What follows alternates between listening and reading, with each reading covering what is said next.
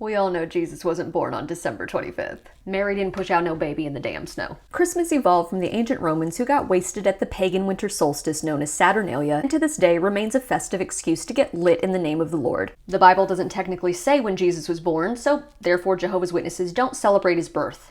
They're not wrong. However, their argument for avoiding Christmas due to its pagan roots and ties to gluttonous revelry don't hold water when you consider the organization's history and the other pagan practices they've chosen to ignore. The Jehovah's Witnesses used to celebrate Christmas. I'll repeat that. The Jehovah's Witnesses used to celebrate Christmas. This is a photo of the central leadership of the organization enjoying Christmas dinner at their Brooklyn headquarters in 1926. Shortly after this photo was taken, they did a complete 180 and denounced Christmas as an extension of the devil. This sudden change would be fine coming from a group that never claimed to be the direct channel to God. But of course, that's exactly the problem. Jehovah's Witnesses claimed to be selected by Christ as God's chosen people in 1919, completely cleansed of false religious vestiges, only to pass that pagan Christmas ham a few years later. This makes no sense. How can you claim to be handpicked by the Son of God, only to continue celebrating Christmas well into the next decade? And what about all the other things you're continuing to do to this day that could easily be traced back to pagan traditions? Jehovah's Witnesses wear wedding rings, eat wedding cake, and have placed flowers on graves, all of which have pagan origins. And yet the organization has cherry-picked and justified their use on the basis of current consensus and perception. According to their own literature printed in 2003, their main concern is not what the practice meant hundreds of years ago, but how it is viewed today in your area. The organization is basically saying, if modern society doesn't engage in these practices for the same reasons they did in the past,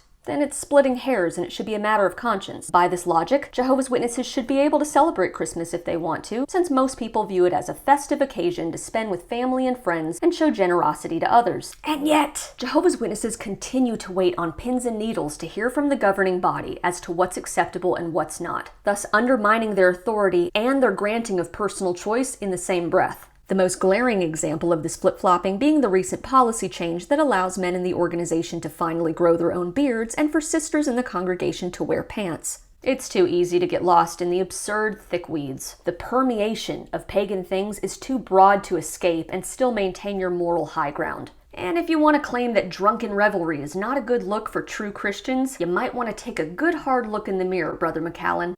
Generations of Jehovah's Witnesses have become barflies to drink away their boredom and sexual frustration. It's not okay to become addicted to cigarettes or smoke a Fatty J, but you have the freedom to pickle your liver and use alcohol as a mood-altering substance that in excess can have a profound negative impact on your health and interpersonal relationships. But I digress. In their article, Why Don't Jehovah's Witnesses Celebrate Christmas, featured on jw.org, the Watchtower organization encourages readers to think for themselves, to use their power of reason, then goes on to speak out both sides of their mouth, claiming that while they categorically do not partake of this tainted pagan swill, they respect each person's right to decide for themselves. One crazy making cocktail coming right up. So go ahead, celebrate Christmas, or don't celebrate Christmas. Just don't be culty. Cheers.